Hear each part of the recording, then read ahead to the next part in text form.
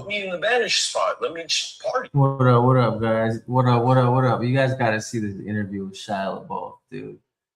It's most fucking awkward shit in the world. I'm gonna show you guys right now. Hold on a second.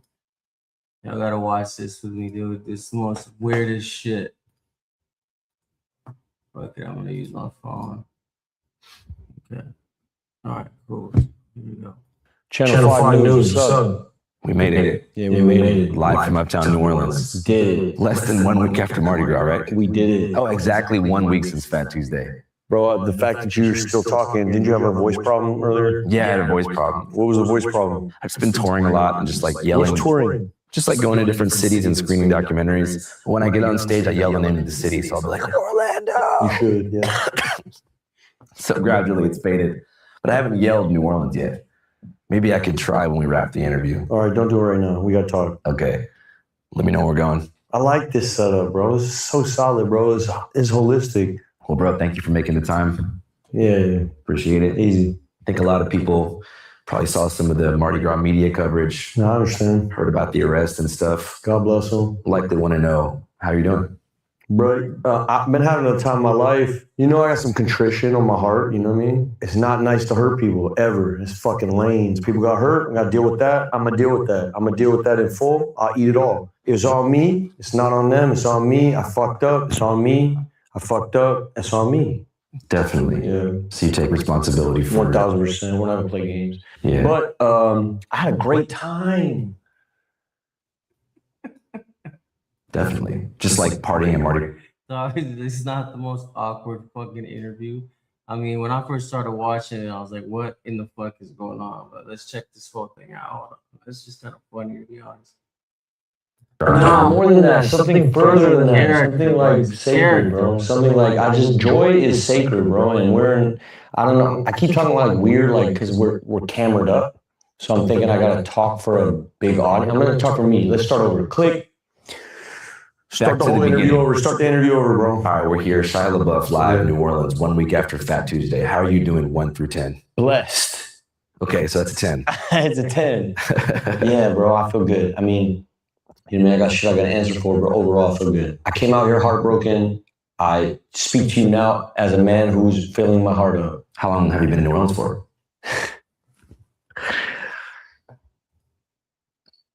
14 days, 12 days. So did you come down like for Mardi Gras or you came down like as a plan? No. So the fires happened in Pasadena. My dad was in Vietnam. He got Agent Orange. His whole shit, he can't breathe. So he had to get out of Los Angeles. So when the fires happened, we all evacuated. My pops was like, I'm never going back. Set it up over here. We got family in Appaloosa and Abbeville, Covington, Mandeville. Like LaBeoufs are a name out here. Like they matter out here. You know, there's like LaBeouf parks and LaBeouf cemeteries. There's 3 brothers that really mattered out here. Early days, and I kind of never paid attention to it. I had a grandmother who was a lesbian. So she ran off with Ginsberg as a beard in the 50s. Ginsberg, like the beat poet from the Bay. Yeah. And there was a whole beat thing going on, and she dipped off with them, and then she found herself on some gambling casino. It's a long story. Her name was Jacqueline Joy Ginger LaBeouf. She was a friend of Allen Ginsberg. So her family was deeply Catholic out here, and they didn't fuck with her being gay. So she had to move out there and change the spelling of her name. So LaBeouf out here is Lebeouf, and my name is Labeouf, and that's because of her. She basically said, fuck you to the family out here, moved to Los Angeles, Venice with Ginsberg. They had a beatnik poet fucking house down there in Santa Monica. And that's where my dad was conceived and born and all that. So the LaBeoufs, the Labeoufs, the weird spelling, we all grew up in LA. Like I have a half sister named Michelle. She was in Utah. And she's married to a Honduran man, Dennis Goodman. They got 2 beautiful kids who are going to be incredible. Anyway, blah, blah, blah. So it's 2 different families. You got the LaBeoufs for real, the Cajuns for real out here that I'm trying to get to know little by little. I haven't looked at you in a long time. Sorry, bro. It's okay, bro. You're leaving thought. Yeah. That's no good, though, huh? I need to look at you more. So let's start there. So what'd you ask me even? I mean, most importantly, like, how did you get down? What is wrong with Shia, bro? He's one of my favorite actors, dog. Real shit. I thought he had a lot of potential. I thought he'd be in Hollywood for a long time doing movies and shit. And then all of a sudden he just went on a decline, dog. He started getting crazy. But let's watch some more of his crash out interview. To New Orleans in the first place. Yeah. Yeah. But it was like a permanent move. Your Well, plan? family on both sides. So, you know what I mean? Heartbreak. Shit didn't work out. I had a dream I was trying to build in Pasadena. It didn't work out, you know, because of me. And then, so I moved out here, started trying to build something new out here, like a landing pod. It's like an outpost. You're in an outpost right now. This isn't a house yet. It's an outpost. You know what I mean? It's like a, you know what I mean? You said heartbreak? Oh my God, yeah. But you know what I mean? But you got to deal with that. And God puts that on your heart for a reason. I feel like it's not new heartbreak. You know, it's heartbreak is, I don't want to talk too much about it. It's not my story alone to tell. But my side is, you know, I failed my marriage. And so I had to own up to that. And so that's why I had to move out here. So I moved out here, started trying to rebuild, was having a good time. And then, you know, hit a roadblock right there. Where do you think that roadblock began? That roadblock began with cloud chasing. In what sense? I'm a bright light G, so I come out here, I'm out here. And sex. I'm a bright light, G, and I come out here, so I'm out here. So I think, but that's not my. We're gonna get to it. I don't want to know, but that's not to diminish on that side either. I fucked up, you know what I mean? But you mean like cloud chasing is what led to you having an altercation? Yeah. Yeah. Can you break down like what happened that led up to that fight? I was drunk, and then brother, this kid is a mess. He needs therapy and then some. I felt infringed upon. Yeah, like in terms of my proximity.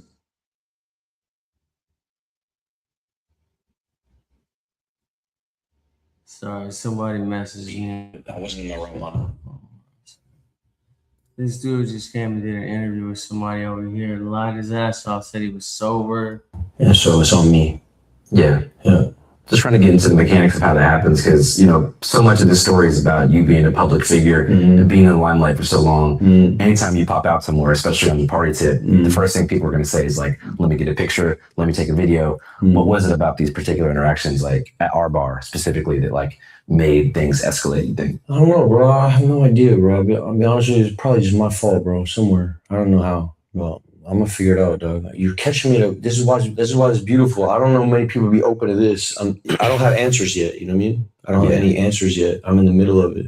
I'm on the path. You know what I mean? I don't have answers yet. And usually when people come here, they got answers. I have no answers yet. So I'm in the middle of something. Ask your question one more time. I guess, what about this particular infringement on your privacy? I'm a Catholic, bro. You know what I mean? I don't fuck with the. God, be careful. Count me now. I don't fuck with the. I gotta be careful. This dude here, dude. I'm a Catholic.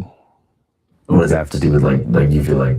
How does that? Doesn't have to do with anything, dog. You keep cursing, you do drugs, you get high, you drink alcohol. Who the fuck cares if you're Catholic? You don't follow the rules, dickhead. Connected to I don't know. The whole story's not out yet. I don't know what was going on in my head, but it don't matter. I mean, the truth is, I said you're an asshole. That's the truth. Is not okay to say. I don't want to hurt nobody's feelings. That's what I mean by being. I'm a Catholic.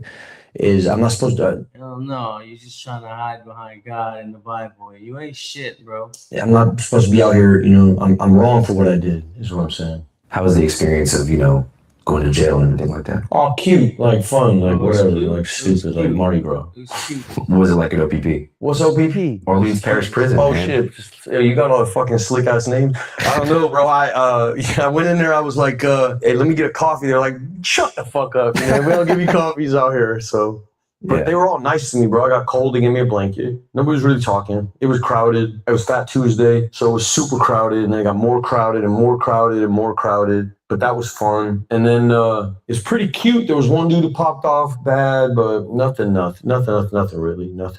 How many people were in the drunk tank on Fat Tuesday? On Fat Tuesday, it was probably where I was. There was probably 50 of us. I'm sure everybody recognized you, though, right? Yeah, but everybody's good, bro. Everybody's easy. You know what I mean? They know what it is, really. They know already. Yeah. My baggage kind of lands before I get there, kind of thing. Usually, everywhere. You told me you shared a blanket in there, though. Yeah, we did. We shared a blanket because there's 50 of us, so there's only so many blankets. But yeah, me and this one, yeah, we shared a blanket. He was, we talked. He was a good guy. He was. So usually when you get processed, you become friends with whoever you get processed with. Just the innate. You don't, dog. That's what you did, bro. Because that's what you thought you were supposed to do. That's not what you do. Okay? Reality of meeting somebody before you meet everybody else. Yeah. And so the guy I got processed with became sort of a quick buddy. Just we didn't even talk. I don't know much about him, but just like one fisherman could see another fisherman from far kind of thing. And we had that kind of connection. And then, yeah, black kid. Shared a blanket, and we also shared meals. Like we got it quite intimate, actually. Intimate. Fuck was his name? I don't remember. Fuck was his name? I don't remember. Older cat. I don't know what his name was. Intimate. It was intimate, but he doesn't remember his name. Intimate? Does that mean you're gay, bro? William, if you're out there, go ahead. With my family history of like cardiovascular issues and my dad going through that, having access for me to. What was the charge they ended up hitting you with? The charge, I got 2 misdemeanor battery charges, but they might up it to some whatever. I know they got a DA, very liberal DA. That who knows what goes on, but I know there's a guy out there who thinks it's hate charges. I'll live with whatever goes on. It is what it is. Yeah. And God bless them all. Have they told you like what the penalty might be for something like that? There's like a battery charge. I think you go do 6 months, and hate charge would be more than that. I don't know. Whatever. I don't know what it is. I got to do whatever it is. I'll do whatever it is. It was no good, bro. My behavior is dirty, ugly, disgusting. So I got to eat it, Yeah. I know that whenever we first started talking, it was kind of on like the program tip and the AA recovery world. Yeah, that's when we met. How long were you sober for? I had like 9 months, I think. I had done kava. You know what kava is? Yeah, like the Polynesian version of beer, but it's not alcoholic. Yeah, it's kava. It's like some root drink, some kava. So some kava shop opened up in Pasadena. I started drinking kava like probably 9 months ago. So my sobriety ended there, 9 months. So I had 9 months, but that was 9 months ago. So I've been off for 9 months, like out of it, searching in and out, putting it down, picking it up, reading books, sponsorship, all of it. I'm more just wondering, like, before, in general, like, what was the longest sustained period of sobriety? Probably 2 years. I was probably sober for a year before the birth of my daughter into a year of my daughter's birth, and then life became life, and then kava. Damn. Yeah. So kava was the gateway to more like regular biz? Kava was an acceptance of like, I had heard people talk about California sobriety and stuff like this, and it started floating around the rooms and shit like that. I'm not gonna say his name, but some people that I know, and was doing camping trips and stuff.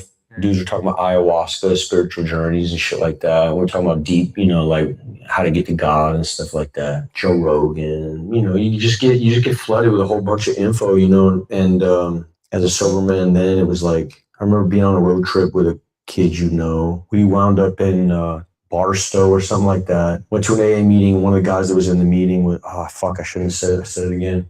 Hey, bear with me, bro. You know what I mean? I'm not on the wagon at all. And so everybody who fucks with that, I don't claim it. I don't want to hurt what you got going on, I know there's people that depended on me and people that look to me to be some kind of sobriety, stability, and like some pillar of this shit. I'm just a man. I'm trying to find it. And Elior. A corny ass little man. Hold on. Yeah, man. So let's get no. It's not like that. So the shit that hurts with. What the fuck is going on? Do y'all know? If y'all know what's going on, please tell me, because I have no idea. In terms of me feeling free here now, in terms of my sobriety, is the guys that were under me, that I was sponsoring, that depended on me, and their lives were in precarious spots that I was sponsoring, that I'm going to deal with, you know what I mean? That shit hurts the worst, you know what I mean? If you ever been in this thing, you know what sponsorship is, and it's a big responsibility, and there's a lot to deal with, bro. A lot to deal with. I'm going to be honest with you, man, and this is crazy stuff to say out loud, I guess, but I need to say it out loud, bro, I grew up in these rooms, So I've probably run a program since I'm 18 or something like that. Yeah. In and out. Longest I ever had probably is 2-year clip, but it wasn't the best part of my life. And this is what I'm dealing with out here is like, I don't really know how to get to joy and run program like as rigid as they run it. And the deeper, and this is not excuses, but the deeper in the program you get, you wind up in Catholicism, So you feel like the restrictive nature of traditional recovery often leads you into a religious box? No, I feel like the restrictive nature of recovery leads you into unhappiness because it's rigid. And you feel like you're missing out on something. And there's a mysticism, there's a mystery that's inherent to health. Because you feel like the rigid nature of it makes you feel like you're depriving yourself of something. Yeah. And that would be the breadth of human experience. Yeah. Which is joy. Which is not just joy. I know programmed dudes that experience the joy I'm talking about. I remember how it first came in. There's a different kind of joy I'm talking about. I'm talking about a different kind of unhinged, maniacal joy. I'm not talking about giggles or like, I'm talking about freedom. I'm talking about complete, like something like a existential, something further than just like some giggle, like the normie joy. Like flying on the highway. Like what? Yeah. On a motorcycle. No, further. Okay. Further than that. I'm further than that. Is what Mardi Gras is. So it's like a chaos therapy? No, it's, can I read something to you? Yeah. You fuck with G.K. Chesterton? I don't know who he is, but I sound like I So fuck G.K. with him. Chesterton, this is big OG stuff, yeah? He's a real bandito in this thing. Yeah, go, do whatever you want.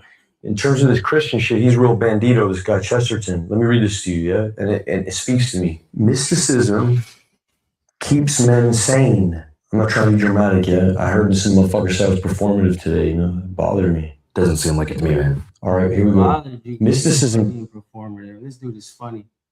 He's got to be on some kind of drug, dude. He's not all there. Definitely 100% not all there. Keeps men sane. As long as you have mystery, you have health. When you destroy mystery, you create morbidity. The ordinary man has always been sane because the ordinary man has always been a mystic. He has permitted the twilight. He has always had one foot in earth and the other in fairyland. And I feel like that guy. Like, I feel like I want to encourage the luminosity, bro. I'm out here to fucking get it. It's Mardi Gras.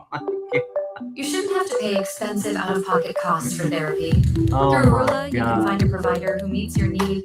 Hey, what's up, guys? This is not an advertisement, by the way, but in the RV, do not take an OG and new Channel 5 screening with a www.mile of Philadelphia, Pete. Texas, Pete.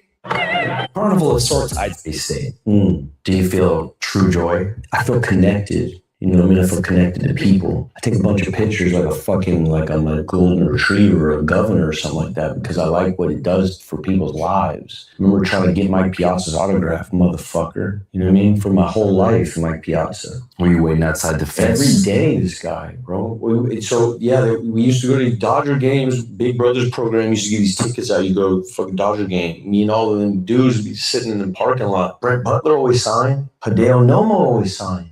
Mike Piazza. Just a cold Mike heart. Piazza, you're a bitch, bro.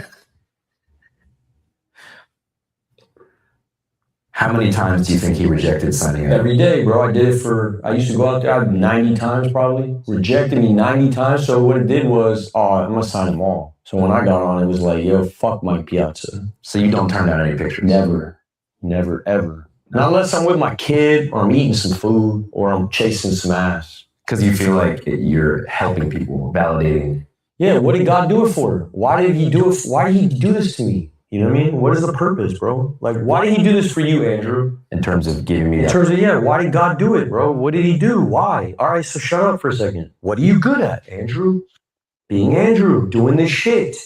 I'm good at this thing that I do, yeah? All right, okay, we got that. What can you do with that, what you're good at? What can you do? That's the arithmetic. What are you good at? All right, now, how can you help people with that? So I take pictures of people because that shit help their day. Maybe motherfuckers like, hey man, can't make my tax season. Hey, my fucking mom's diabetic. Who knows, bro? You don't know what people's problems are, you know? Just crashed my car. I was jogging the other day. Dude couldn't believe I was in the street. Dude swears he flatters himself more than anybody I know. Which I was flattered by, but then he fucking crashed his car into a pole. And I thought, oh my God, bro. You know? Yeah.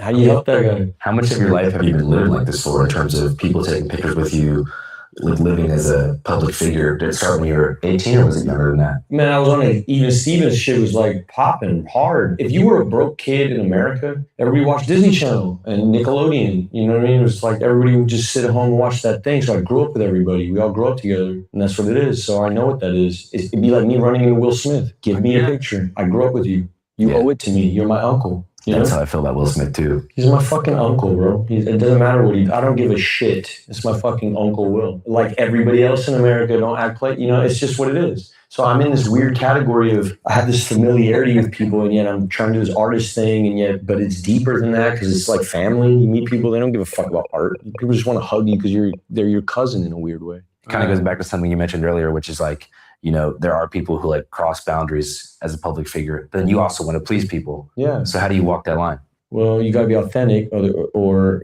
otherwise you go to hell, which, I don't want to speak too much about it, but I know intimately about people around me. You know what I mean? Got to keep it authentic, I think. And I think, I'm Robin Hood, kind of. I don't know. I've always been kind of, I don't know, man. Maybe it's like I got this Grey Goose sneaker soul. Does that make sense? No. Do you know what a Grey Goose sneaker is? No, I just... Fake dirty sneaker? They're kind of like they're like really wealthy, fake dirty sneakers? No, I didn't know about this. I don't know. Something about it feels too close to home for me to ever wear, but so intrinsically true. I grew up poor and then I got rich as fuck early, Rich to me was $8,000 a week, which is what I was getting paid on Even Stevens. That's crazy fucking stupid money, bro. Yeah. You're rich. So for me, I never thought about money again after $8,000 a week. I thought, I am fucking balling. Everybody quit their jobs. Everybody got houses. So that alters your perspective. You grew up in Echo Park? Echo Park before that. And then we couldn't afford to stay in Echo Park. When the riots happened, Echo Park changed. The police force dissolved. There was a whole Rampart Division police. The whole Echo Park I knew disappeared. And it was replaced by Echo Park Now. Hipsters. I'm not going to say nothing, but it's different. And it lost whatever was there before. And there's pockets, but a lot of us moved to Boyle Heights. A lot of us moved to Bakersfield. A lot of us moved to Tahunga, Sunland, Reseda. If you had a little scratch, you made the Burbank. That was like Beverly Hills for the people that got pushed out of Echo Park. And so we went to Bakersfield first, and then my dad was in Tehachapi. He had to go to prison. That's why we were in Bakersfield. My dad went to Tehachapi for a while. My mom was selling fabric out of Bakersfield, made some scratch, moved us closer. We wound up in Sunland, Tahunga, and that's where I sort of grew up there, like from 9 to getting on. 8 to 9. So it really was like a luck of the draw thing or just talent randomly. No, I won the lottery. What the fuck is talent, Andrew? I won the lottery, fool. I completely won the lottery. Dude, I won the lottery. I won a scratch off. It's like that. It's like I won a scratch off lottery. There's no such thing as talent at all. Do you believe in talent? Yeah. Mind, bro. Tell me. I think as an interviewer, like listening is a talent. But definitely listening is a talent. That Shia LaBeouf has not mastered at all. I do look back at certain things. That's a skill. Okay, so talent would be like juggling, which is also a skill. Being able to exhale for 2 minutes straight. Which is also a skill. So then by that criteria, I guess there's no talents. Correct. There was only push-ups. So the Even Stevens thing just hit random. No, it didn't hit random. I was prepared for the moment. My dad was a hustler. He was taking me to comedy clubs all the time. I was talking shit to adults all the time. When I got to meet a casting director, I knew how to talk shit to adults. So you kind of were molded by your upbringing to be in a position to do something. I did enough push-ups. And you said you first got into the rooms around 18. The AA rooms? Yeah. No, my dad grew up in the room. I learned how to smoke cigarettes in AA rooms.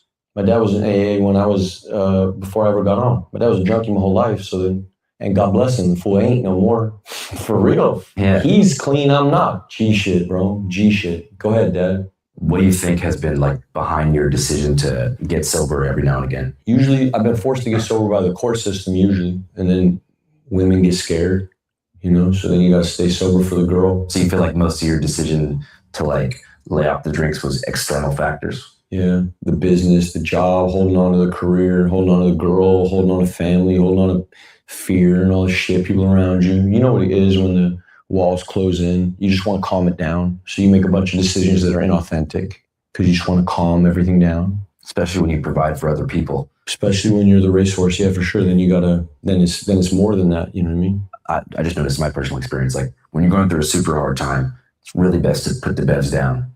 Yeah. Because when you're drinking to cope with sadness, oftentimes it can spiral into something deeper. Yeah. Because you're just delaying processing of those sad feelings for a long time, and eventually you're gonna get to that brick wall where you're like, I gotta face this shit. Yeah.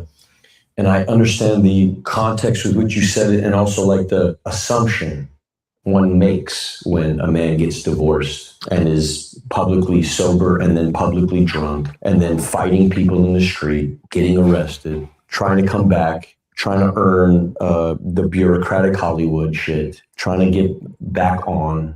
All of these things that are just kind of things that don't really fucking matter. Just kind of these floating things that are kind of, who gives a fuck about all this shit? You know what I mean? I guess it only matters if you care about it. Here's what I care about, my daughter. I care about my daughter. And I was in a situation with, I can't speak too much about it. We were deeply unhappy, bro. We had a lot of resentment. I made a lot of like mistakes early on. Look at this ladybug. I made a lot of mistakes. Oh shit, a dead ladybug? What's that? No, she's alive. She's still alive. She's been through a little bit here. I made a lot of mistakes early on before we tried to have baby. I had violated trust in a big, big way. And then we tried to use program, albeit one-sided, to try to fix it, and it was impossible. And we both became very unhappy. And it's not good to be unhappy around a baby. It's not good to be unhappy around kids. But yet it's important to be proximate. You must be around. And this became quite a weird Tetris. You understand?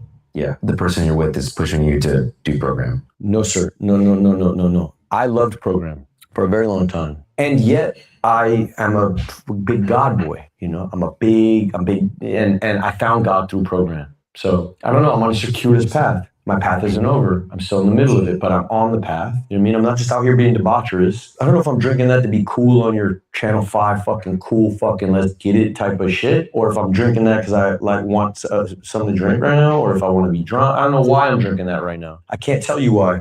And the truth is, I'm so fucking I don't give a fuck no more. And I'm just like, I'm just done with the self-analytical shit. It doesn't bring happiness. In terms of deep introspection about Bro, why. every time I think about me, I'm unhappy. Like thinking about yourself? I think it's true all around. I think it's just true. Every time a person thinks about themselves, they're unhappy. Oh, I know what you mean. Yeah. Sitting just fucking self-reflection, all this navel gate, you're just gonna be unhappy. This helps me just like get out on town. Externalize. Bro, I just fucking fuck it all. I'm no longer no Shia Lebeouf celebrity, hold on to this thing, worry about the next job. None of that. I just go out and I go listen to music. Feels good right now. And I'm not hurt nobody. There's 2-3 people I hurt. I'm gonna deal with that. God bless you guys. That's my fault. I'm gonna deal with you. On me. But that's the amount of interactions I've had in Mardi Gras. Bro, I must have met 20,000 people. 20,000 good interactions and 3 bad interactions. I'm gonna sign up for it still. It's like playing blackjack at a casino.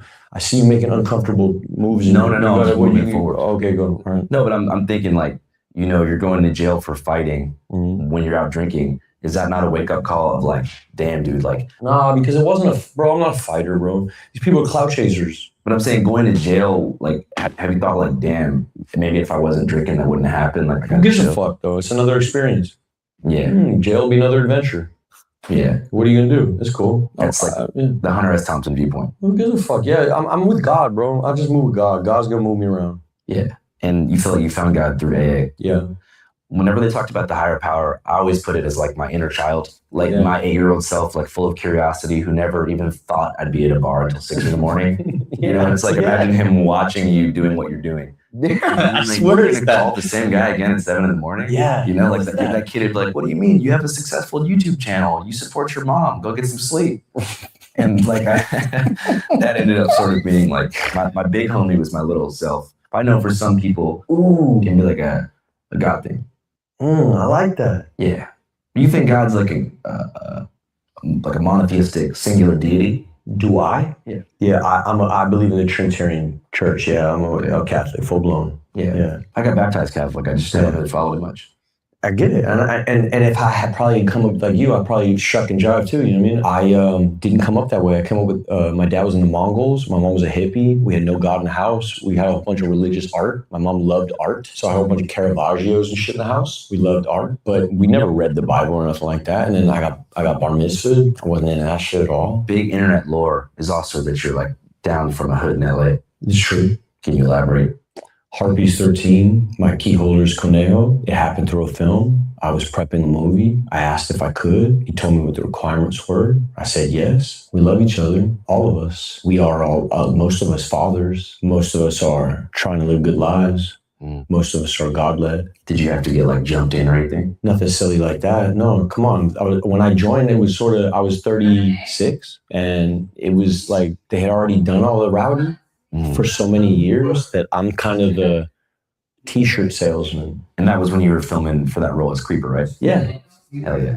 I always thought that this was Big Hazard, the hood that made PCP. No, that's Harpies. Yeah, I guess you wouldn't get jumped into a gang at 36 years old. I mean, yeah, we talked about it, but then he was like, this is ridiculous, you know? Yeah. So if you went to jail in California, you'd have to run Southsider. Yeah. But here at the Mardi Gras Drone Tank, you just gotta run Shia LaBeouf.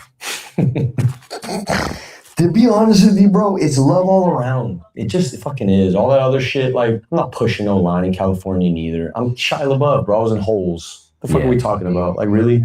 Who's pushing what? Like, what are we talking about? You know what I mean? But I am friends with these people. We do love each other. Their shit is for real. They really do push the line. Am I pushing the line? No. Yeah. But you're not expected to. No, fuck no. What kind of clique would they be if they did? You'd be. I mean, there's It'd be a lot. ridiculous, bro. It'd be stupid as shit. No, bro. They were good one before I met them. Would you say Holes is one of your favorite movies that you did? Just the first. I mean, I love Cleo very much, so I made a good friend there.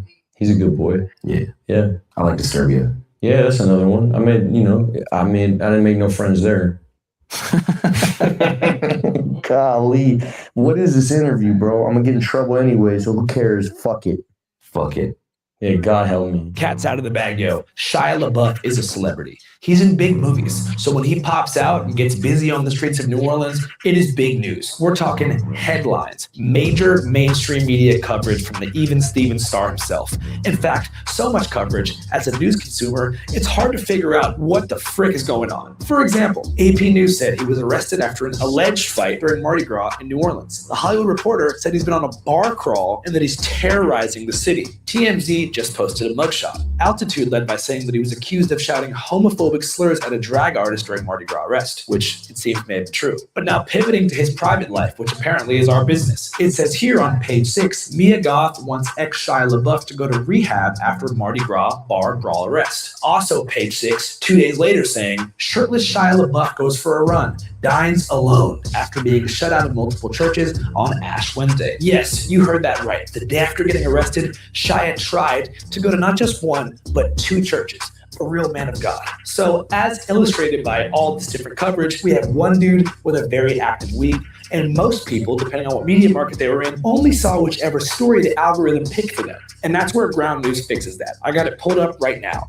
It's an app and a website that pulls together sources from all over the world and puts them into one place, showing you how every major outlet covers a story, who's leaving what out, and lets you see the whole shape of something instead of just a piece that you were handed, stuck inside your little algorithmic echo chamber like the rest of us. Break out of there, Ground News. Let me show you just how much your algorithm may shape your perception of reality, especially when it comes to the Shia LaBeouf situation. So if you pull up Ground News here, you see the arrest itself got covered by 272 sources worldwide, but the homophobic slurs allegation only got covered by 86. So that gap is exactly what the blind spot feed is for. You can also filter by factuality, ownership, and location to get the full scope of things before you make an informed decision. Ground News! Nah, but on the real, I actually use Ground News every single day. I believe in what they're doing. They're the perfect partner for Channel 5. And for you guys, subscribing to Ground News as a paid subscriber genuinely benefits our channel, because if you subscribe to them, they support us. We keep correspondents in the field. Like right now, we have a correspondent in Jalisco, on the ground in Mexico, in the places I'll mention got captured, talking to people about what happened. That's only possible because of people like Ground News. And I said people because I believe corporations are people. Citizens United is the best thing that ever happened in this country, and Ground News is my best friend. What's up, Ground News? Algorithmic echo chamber destroyed. And if you guys want to be like me and get on the same Ground News plan that I use, QR code right here, click the link below or go to groundnews.com/channel5. You can get a whopping 40% off the unlimited access Vantage plan. That's the best plan on the whole platform. Again, just use my link, my QR code, and boom, you're in there, Ground News. You mentioned heartbreak is a major thing. In my life in general, not now, but yeah, I mean, that's what brought me out here for sure. That's what motivated the move. Yeah. I'm out there now, but I was there when I came out, you know what I mean? When I was first buying this crib and all that. Yeah. That was about 3 months ago. Yeah, I mean, one of the hard parts about being a public figure of your stature is like all of your personal life is in the media, good, bad, and ugly. I thought you did a pretty good job on the John Bernthal podcast. Oh, yeah. About addressing that kind of pipeline that you had from controversy to, I guess, sobriety and getting serious about your life, figuring out what behavior patterns put you in the position to be in positions like the ones that got written about significantly. Yeah. Looking back at that whole chapter, you know, as far as the major controversy and everything like that, 2 or 3 years ago. I'm done with this guy. Had enough of his stupid ass. Okay, so you know what? I did the wrong thing here.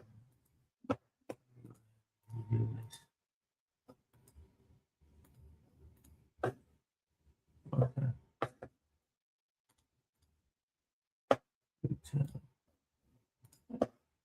I gotta share the screen here. Give me a minute. Just bear with me here.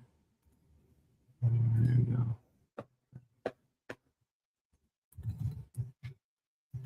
Was that not an awkward interview, guys? To get started in data analytics, you don't need previous experience or a degree. The Google Data Analytics Certificate will teach you to code in R, to code in SQL, data visualization, and learning how to problem solve like an analyst would. At the end of the day, being a data analyst is about communication. It's the #1 soft skill that you'll pick up. And so learning how to take the information and make it accessible to a lot of people is at the core of being a strong data analyst. Ready to get started? Enroll today. Yeah, let's see. Candace Owens going on Eric Kirk. I just have to say, people have lost their minds. I just truly have to say, I am sickened by how dishonest people are right now. Everyone out here making it, and there's nothing to see here. She's just a grieving widow. Everybody's fine at Turning Point. These people love Charlie. These people didn't even write their own speeches for his memorial. Take it to the bank. Of course. They didn't even write their own speeches for the memorial.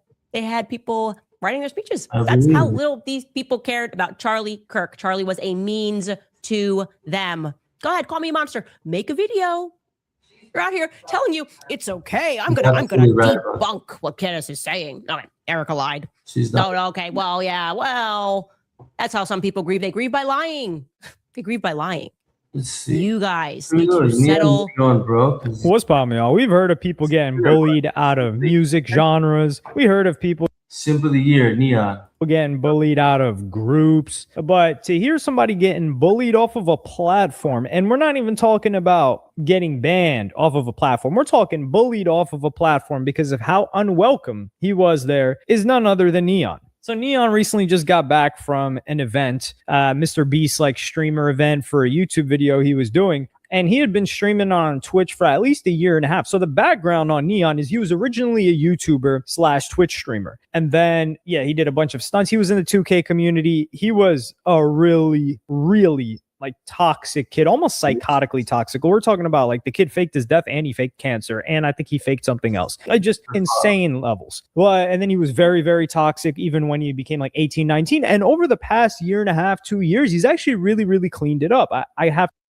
It's not even that, bro. It's his PR team, you know? To give credit, he looks like he's matured. Granted, there's still going to be the element of entertainment and like clip farming and baiting. But one thing that never quite made sense was why Neon left Kick to go to Twitch, because Neon was Aiden Ross's protege. Aiden Ross brought that young guy up. They had a falling out before coming back together a year and a half later. And he grew and bullied off of a platform can do more on Kick, man. You have more freedom on Kick than any other platform.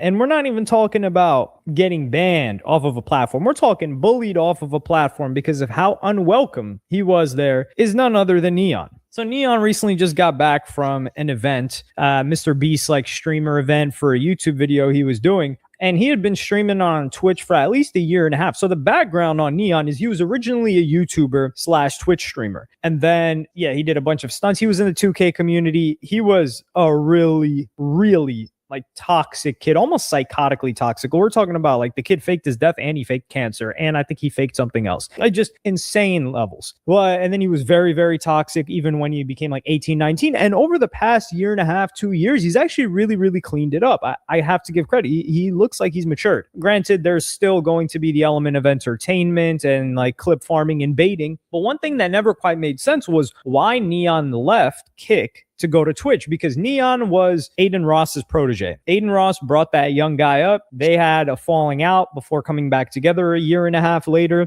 and he grew on Kick. He was never banned on Twitch, but the content that he was creating would have gotten him banned on Twitch. So it was very odd to see him leave Kick, the community that he had built there, and move to Twitch. And this is when he said that, oh no, he wanted to expand. He wanted to do more collaborations, things like that. Not many collaborations came out of it with other Twitch streamers. Well, I'll just give you guys an example right now. Like this was him after he had cleaned up his image. He pulls up to a Pokimane stream and look at how they bully him. Said that we're in Pokimane's chat, but she's not here. I know my language.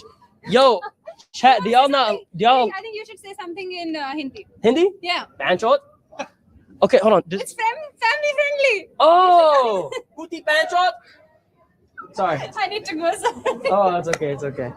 I hate you. Leave, please. All right. God bless. Enjoy your night. What is this weirdo doing here? You know what? Now I'm gonna sit here to piss this chat off. No, I'm kidding. All right, enjoy it. Enjoy a chair. Fucking, he's a dork, dude. I don't know how the fuck he has so many followers and viewerships, dude. It's insane. They have to be bots, bro. The craziest thing is grown men sitting down watching Man, talking shit through the internet. That's gas shit. Pokimane saying that this guy is weird and he's goofy. Like Jaron 907, Neon Goofy AF. Like it's the Spider-Man meme. Like this guy's kicking it with the streamer that you're watching. He's done enough to get there, and you're sitting there subbed up watching who knows what Pokimane is doing, but he's the loser. Oh man, the lack of self-awareness, it's insane. But he would also talk about how after the Mr. Beast event, where he got into like this little altercation with Kai Cenat's protege, Ray, which we'll cover completely in a different video, how fuck this shit. I don't even know why I'm covering this dumb nonsense, bro. Let's see what else is going on in boxing. Let's see. That Shia LaBeouf interview is wild, son. Should we keep watching that? You know what? Oh, fuck that. We're going to keep watching it. 3 years ago. How do you look back in the You rearview? Twigs and all that? Yeah. Yeah. Bro, she's a good girl, bro.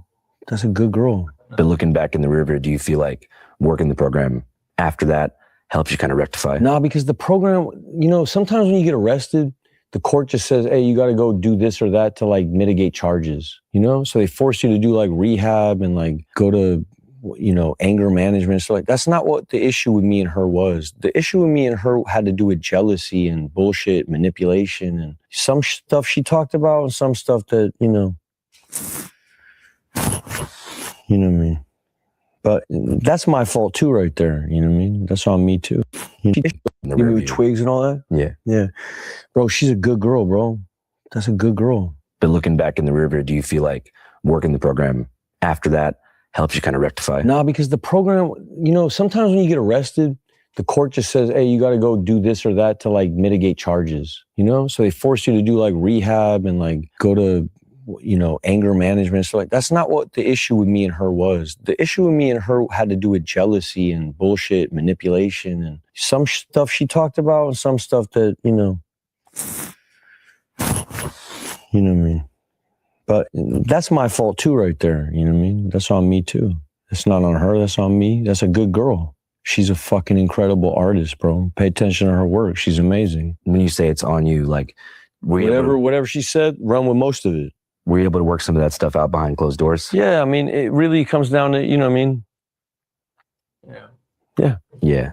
Because America is like a lot of times built on exile, you know, and like carceral methods of like when someone does something wrong, a lot of times the standard is like banish them from public life, banish them. How? That's just how, that's kind of the I wish you could. Leave me the fuck alone. You mean put me in the banished spot. Let me party, dude. Let me go there.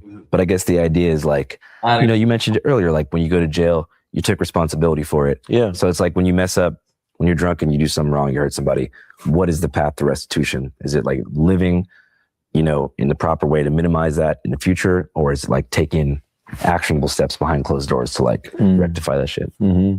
You got to make amends. First thing you got to do is you got to say what you did. Then you got to say how it's never going to happen again.